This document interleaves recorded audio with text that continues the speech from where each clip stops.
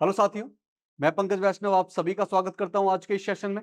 आज की क्लास में हम समझने वाले हैं अपनी 12th क्लास के पर्यावरण विज्ञान सब्जेक्ट का चैप्टर नंबर 4, जिसका नाम है पारिस्थितिकी के सिद्धांत।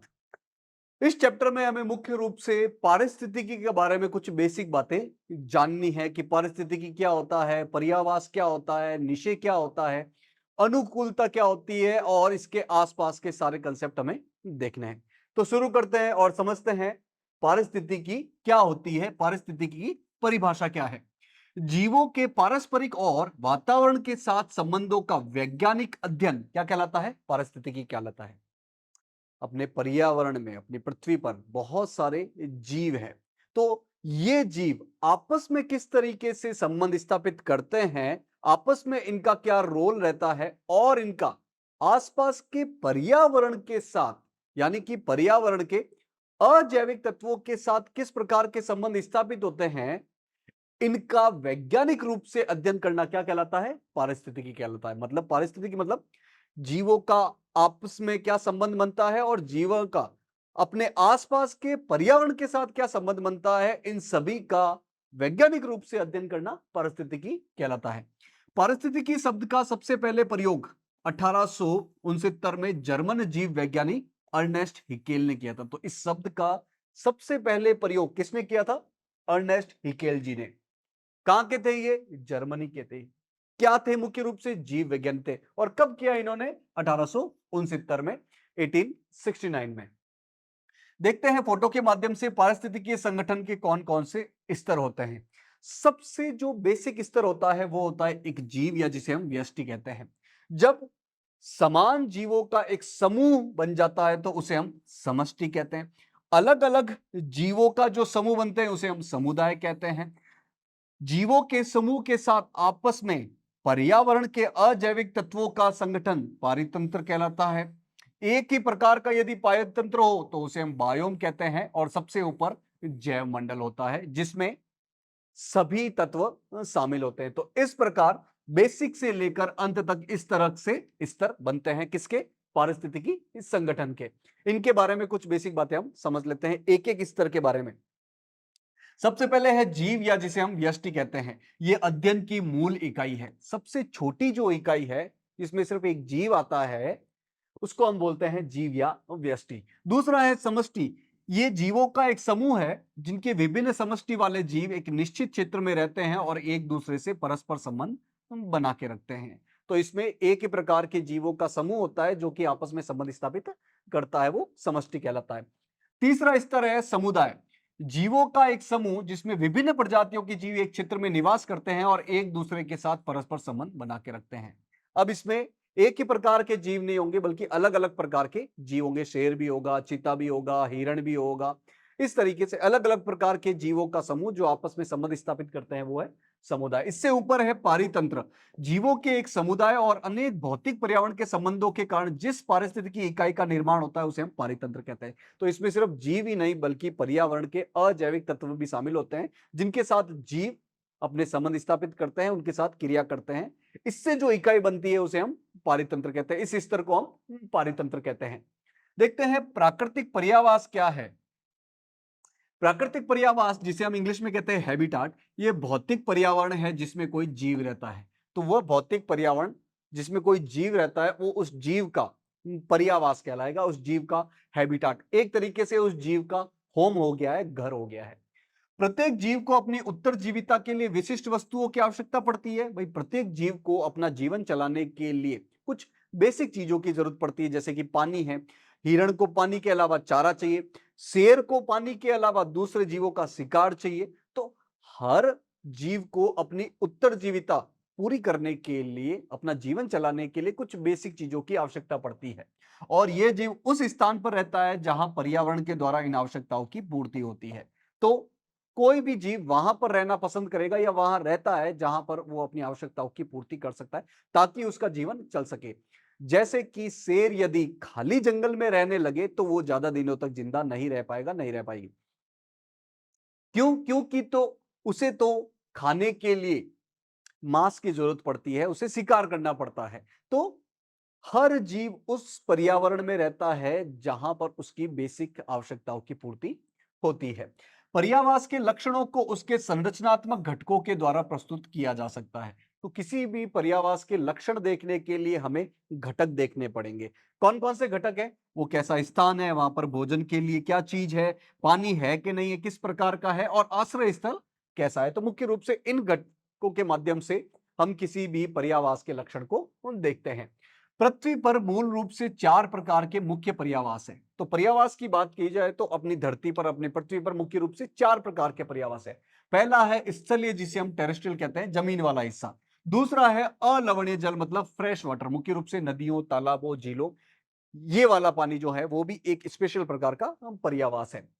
तीसरा है ज्वार नदमुख, जिसे इंग्लिश में बोला जाता है एस्चुरी, जहां पर नदियां समुद्र में मिलती है। जहां पर नदियां और समुद्र का मिलन होता है वहां पर न तो एकदम अलवणीय जल होगा और न एकदम लवणीय जल होगा, बीच का पानी होगा। 5 पीपीटी से 35 पीपीटी के बीच में वहां पे लवणता होगी। तो ये भी एक स्पेशल प्रकार का पर्यावास है।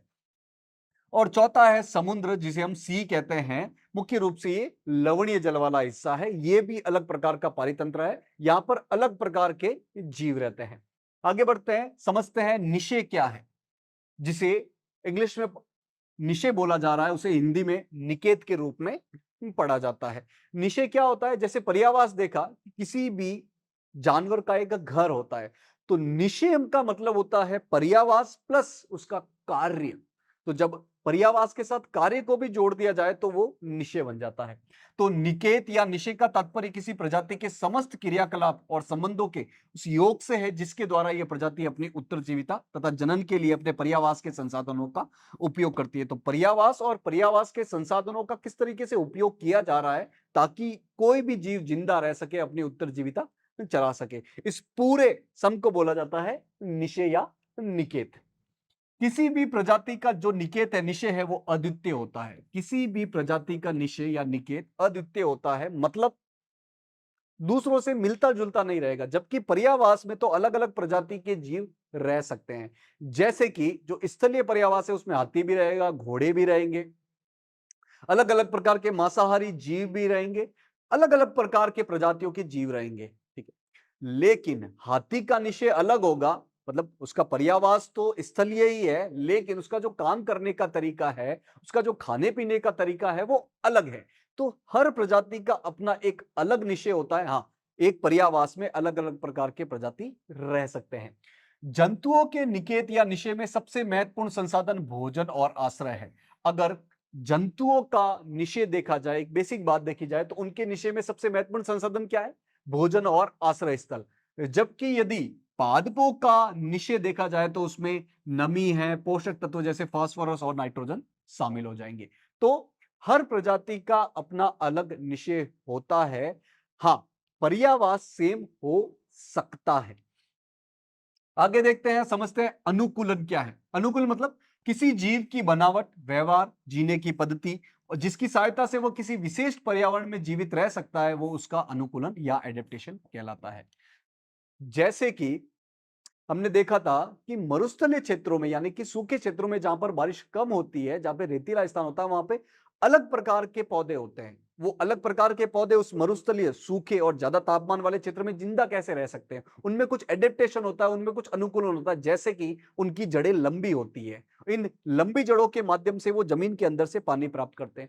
उनकी पत्तियां छोटी होती है या कांटेदार होती है, गद्देदार होती है, ताकि पानी का लॉस कम हो और वो अपनी पत्तियों में पानी को स्टोर करके रख सके। तो अलग अलग प्रकार के जीवों में, पादपों में उस जगह पर रहने के लिए अलग अलग प्रकार के ट्रेट्स होते हैं, एक अलग गुण होते हैं, उन्हें बोला जाता है अनुकूलता या अनुकूलन, एडेप्टेशन। पौधों और जंतुओं को उनके विशेष वातावरण में जीवित रखने में सहायक मूलतः अनुकूलन के उदाहरण हम देख सकते हैं। तो हमें कुछ उदाहरण के माध्यम से समझना है कि किसी भी पादप और जीव कैसे अनुकूलता डेवलप करते हैं उस पर्टिकुलर वातावरण, उस पर्टिकुलर पर्यावास में जिंदा रहने के लिए।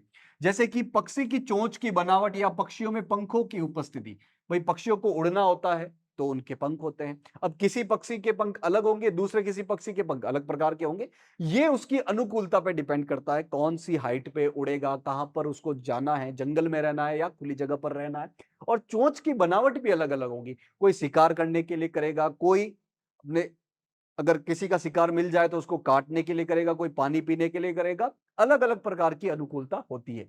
वृक्षों की सदाबहार और पर्णपाती प्रकृति, कुछ वृक्ष सदाबहार होते हैं और कुछ वृक्ष अपने पत्ते गिराते हैं, मतलब पर्णपाती होते हैं। ये उनकी अनुकूलता है। जैसे कि पर्णपाती जो वन होंगे वो अपनी पत्तियां क्यों गिराते हैं? भाई वो ऐसे सूखे क्षेत्र में होंगे जहां पर उनको पानी कम मिलता होगा। पानी कम मिलेगा तो वो अपनी पत्तियों को कैसे पानी की पूर्ति कर पाएंगे? तो वो अपनी पत्तियों को ही गिरा देते हैं ताकि पानी की जरूरत कम हो सके। तो इस प्रकार वो अपनी अनुकूलता स्टेब्लिश करते हैं, अपने आप में अनुकूलता डेवलप करते हैं। इस फोटो में आप देख सकते हो कि कैसे लंबी पतली चोंच कीचड़ में से कर्मियों को खींचने के लिए उपयोगी होती है। इस पक्षी की चोंच लंबी है ताकि वो कीचड़ के अंदर से छोटे छोटे जो कर्मी होते हैं उनको पकड़ सके। तोते की जो मजबूत चोंच होती है वो गिरीदार फलों को तोड़ने के लिए उपयोगी होती है। ये तोता है और तोते की जो चोंच है वो इस तरह की लंबी नहीं है बल्कि इसकी छोटी है और मजबूत है ताकि वो गिरीदार फलों को तोड़कर उसे खा सके। ये तीसरा पक्षी है जिसकी चोंच जो है वो चपटी है। इसकी तीखी थी, इसकी छोटी थी और इसकी लंबी है लेकिन चपटी है। ये चपटी चोंच पानी में मछली, कीटों और पादपों से भोजन प्राप्त करने में मदद करती है। तो इस प्रकार हम देख सकते हैं कि अलग अलग प्रकार के जीवों में, पादपों में अलग अलग प्रकार की अनुकूलता होती है जो कि उस पर्यावास, उस पर्टिकुलर पर्यावरण में रहने के लिए मददगार साबित होती है। देखते हैं प्रजाति क्या होती है। समान जीवों का समूह जो अंतः प्रजनन में सक्षम है और सफल संतति या बच्चे पैदा कर सकते हैं। तो एक समान जीवों का समूह जो कि आपस में प्रजनन की क्रिया कर सकते हैं और संतति यानी कि बच्चे पैदा कर सकते हैं। जैसे कि चीता एक प्रजाति है, सिंह यानी कि शेर एक प्रजाति है, कमल का फूल एक प्रकार की प्रजाति है, गुलाब के सारे फूल एक प्रकार की प्रजाति है। बात करते हैं मानव की, तो मानव किस प्रजाति के अंतर्गत आता है? वो होमो सेपियंस प्रजाति से संबंधित है। सारे मानव एक ही प्रजाति से संबंधित है, वो है होमो सेपियंस। प्रत्येक प्रजाति के अपने आनुवांशिक अभिलक्षण होते हैं जो कि उस प्रजाति को अद्वितीय और दूसरी प्रजातियों से भिन्न बना देते हैं। तो हर प्रकार की प्रजाति के अपने अलग अलग आनुवांशिक अभिलक्षण होते हैं, अलग अलग प्रकार के उनमें ट्रेट्स होते हैं जो कि बाकी प्रजाति से अलग होते हैं। वो उस प्रजाति से एकदम ही अलग होंगे। जैसे कि शेर और चीता, ये अलग प्रकार की प्रजाति में हम इनको देख सकते हैं। शेर और हिरण ये बहुत डिस्टेंट प्रजाति है। शेर और चीता तो हो सकता है कि थोड़ा सा इनका प्रजाति नजदीक हो, लेकिन अगर शेर और हिरण को देखा जाए या बाघ और हिरण को देखा जाए या बाघ और कुत्ते को देखा जाए तो बहुत ही अलग प्रजाति हो जाएगी जो कि अद्वितीय होते हैं। इनके आनुवंशिक अभिलक्षण बहुत दूर दूर होते हैं। देखते हैं विविधता क्या है। विभिन्न नस्लों के लोगों में त्वचा के रंग में अंतर, बालों का प्रकार घुंघराले या सीधे, रुधिर का प्ररूप, ये मानव प्रजाति में विविधता को दर्शाता है। तो एक ही प्रजाति में अलग अलग चीजों का होना, जैसे कि किसी के बाल घुंघराले हैं, किसी के बाल सीधे हैं, त्वचा के रंग में किसी का गेहुआ है, किसी का गोरा है, किसी का काला है, किसी का थोड़ा सा लाल है। तो यानी कि एक ही प्रजाति में भी अलग अलग प्रकार की विविधता हमें देखने को मिल सकती है। ऐसी विविधता जो किसी प्रजाति को उसके अस्तित्व को बनाए रखने के लिए संघर्ष करने में सहायता करती है, उनको बढ़ावा मिलता है। तो ऐसी विविधता जो कि उस प्रजाति के अस्तित्व को बनाए रखने में हेल्प करती है, ऐसी विविधता है वो उसको बढ़ावा मिलता है। जैसे कि यदि घुंघराले बाल की वजह से किसी प्रजाति को, जैसे कि मानव प्रजाति के ही किसी इंसान को या एक जगह पर रहने वाले लोगों को हेल्प मिल रही है, तो फिर घुंघराले बाल और विकसित होते जाएंगे। देखते हैं जैव विकास क्या है। जैव विकास का सिद्धांत चार्ल्स डार्विन और अल्फ्रेड बेलेस के द्वारा 1859 में प्रतिपादित किया गया। तो ये जैव विकास का जो सिद्धांत है वो 1859 में आया गया। किसके द्वारा? ये चार्ल्स डार्विन और अल्फ्रेड बेलेस द्वारा। यह नव डार्विनवाद के नाम से प्रचलित हुआ। तो इसको हम नव डार्विनवाद के नाम से भी जानते हैं। इस सिद्धांत की विशेषताएं देख लेते हैं कि इस सिद्धांत में मुख्य रूप से क्या क्या चीजें होती है। जीवों में यह प्रवृत्ति होती है कि वह अधिक संख्या में ऐसी संतान उत्पन्न करते हैं जो कि वातावरण के अनुकूल होती है। तो जीवों में यह प्रवृत्ति होती है कि वो ऐसे संतान पैदा करें जो कि उस वातावरण में अनुकूल हो। इसे ही हम जैव विकास का एक मुख्य विशेषता के रूप में देख सकते हैं।